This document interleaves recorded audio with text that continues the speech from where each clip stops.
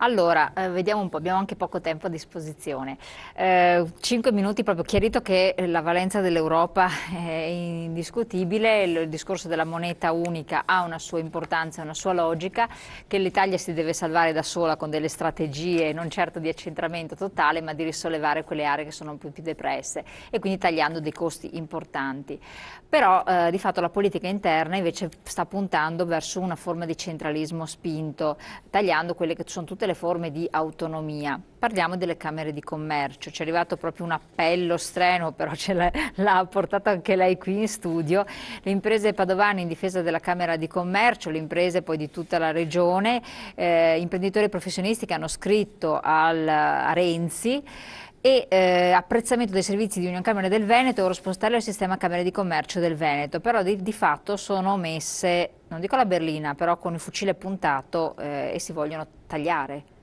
Ma Cioè i cittadini dicono che chi se ne frega, allora, però spieghiamo cosa vuol dire. noi che studiamo i numeri, quando abbiamo visto che l'approccio ancora dell'allora ministro Tremonti, mi spiace dover fare dei nomi ma così sono più chiaro, fu quello che per risolvere un problema di finanza pubblica dello Stato la soluzione era andare a colpire le comunità montane, non so se voi ve lo ricordate. Sì, assolutamente. Noi guardammo nelle nostre tabelline e vedemmo che le comunità montane costavano alla macchina pubblica, anche se alcune non funzionavano bene, costavano uno 0,12%. Guardando la tabellina abbiamo visto che subito dopo c'erano le province. Allora abbiamo detto, colpiranno subito dopo le province. Infatti, ma prima delle province chi è che ci sono? Le camere di commercio, perché le camere di commercio costano lo 0,20%. E siccome nel nostro sistema, e dispiace che tutti i governi che si sono seguiti non abbiano avuto il coraggio di colpire dove c'è lo spreco, residuo fiscale, e a livello statale, dove ci sono sprechi enormi, abbiamo una spesa di funzionamento mediamente del 70% maggiore rispetto a quella degli altri ministeri europei, 70% in più. Ebbene, chi fa le leggi però sono loro, e anche le spending review. E quindi noi abbiamo detto, che strano, toccherà fra poco le camere di commercio. Ma perché? Perché sono piccolissime, sono abbastanza indifese e bisogna fare un po' di gran cassa per dire che così si risolvono i problemi del paese. Le camere di commercio poi hanno un'altra particolarità, che i soldi che le aziende pagano e i servizi che vengono poi erogati non passano per il bilancio dello Stato, quindi dal punto di vista del debito pubblico, del deficit pubblico, di quelle cose che abbiamo visto poco fa, non c'è nessuna influenza, è solo un po' propaganda. E mi dispiace anche che l'attuale governo l'abbia presa come una delle proprie bandiere, perché qui non c'è un problema solo di denaro che abbiamo detto è questo 0,18 addirittura è diventato nell'ultimo periodo di tempo, perché il resto è aumentato, quindi le Camere sono rimaste uguali. Certo. È un problema culturale e un problema politico. Culturale perché si è abbandonato la strada del federalismo e della sussidiarietà. Sussidiarietà e federalismo vuol dire responsabilizzare i livelli più bassi della popolazione, vuol dire portare la democrazia. Federalismo e sussidiarietà sono democrazia e vuol dire portare le decisioni responsabilizzando i livelli locali. Quindi un aspetto politico importante, ma anche culturale, perché tu dici a livello locale non sei in grado di fare, mentre io Stato sono in grado di fare. Ma se noi abbiamo visto prima la tabella della Banca d'Italia che ci fa vedere i disastri che ha fatto sul debito pubblico lo Stato dagli anni 70 in poi, e qualcuno ha coraggio di dare la colpa alle regioni che ancora non esistevano o erano appena nate, o ancora oggi la colpa è degli enti locali, non è vero perché è Banca d'Italia che lo dice, siamo al massimo dell'imbroglio. Perché a questo punto il cittadino, giustamente come quella signora, può cominciare a pensare, grazie a mass media che attaccano questi enti più deboli, più fragili che sono sul territorio, può pensare che sia colpa nostra, sì, certo, che il sistema non funziona. Io non dico che le camere di commercio sono la perfezione, assolutamente no. Però le camere di commercio sono governate dalle associazioni di categoria. Stupisce che Confindustria ne chieda la chiusura, perché le camere di commercio, gli amministratori sono rappresentanti delle associazioni, quindi rappresentanti del mondo dell'impresa. In più, l'altro aspetto culturale e politico, i soldi vengono pagati alla propria provincia, non fanno parte di quel meccanismo per cui vanno tutto in un grande calderone, in un grande vaso, col buco, sempre col buco, che è Roma, ma rimangono a livello locale. C'è un controllo forte da parte delle imprese su come viene fatta la spesa. Ripeto, possono esserci delle cose da migliorare, ma le cose da migliorare non devono portare per forza alla distruzione di un sistema culturale, più che di un sistema di quel pot. Una piccolissima impresa paga di più Sky, costa di più, 9 euro costa l'iscrizione di un'impresa molto piccola, costa di più al mese Sky. Quindi voglio dire, guardiamo che cosa fanno le Camere e soprattutto che cosa succederebbe se le Camere non ci fossero.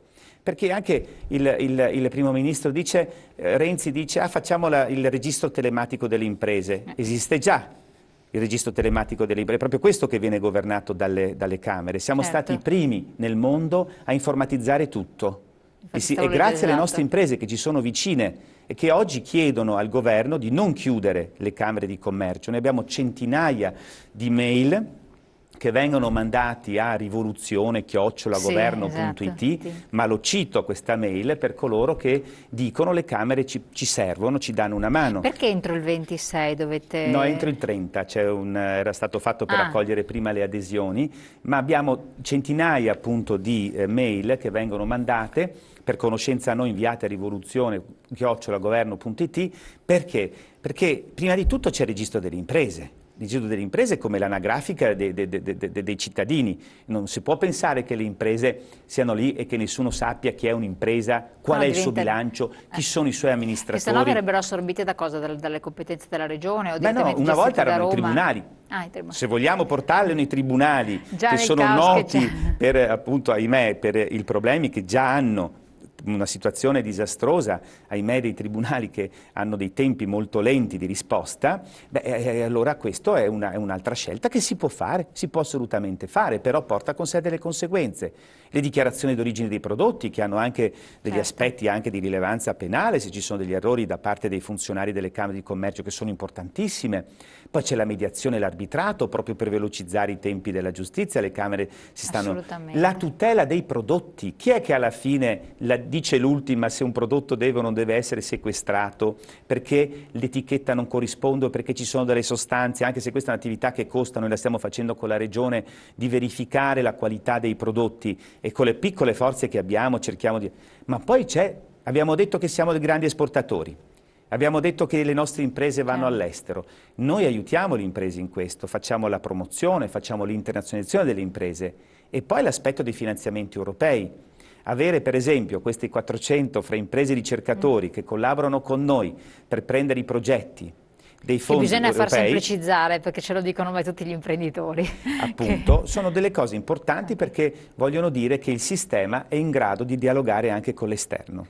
Allora, siamo giunti al termine, so che poi lei deve anche scappare perché ha un appuntamento importante, infatti la ringraziamo di essere stata qui con noi, ha chiarito alcuni aspetti importantissimi. A questo punto cercheremo di dare sempre anche ai nostri telespettatori un occhio maggiore dal punto di vista di quel che succede in Europa, perché poi altrimenti questo non succederebbe, tutte queste situazioni, se tutti fossero a conoscenza di determinati meccanismi, e quindi anche da parte vostra un onere di comunicare certe cose, e speriamo di essere stati chiari. La ringraziamo di essere stato qui con noi, la prossima volta magari supportato anche dal Presidente che ha un'esperienza poi diretta sul territorio, avremo modo di fare altri approfondimenti. Io vi ringrazio, vi auguro un buon fine settimana, riflessioni e considerazioni, e noi ci vediamo naturalmente lunedì con questa diretta alle 13, ma con una diretta non stop fino oltre le 20, 20 e 30, staremo insieme anche con la nostra redazione perché seguiremo i risultati elettorali tanto delle elezioni europee quanto delle amministrative locali. Buon proseguimento, buon fine settimana.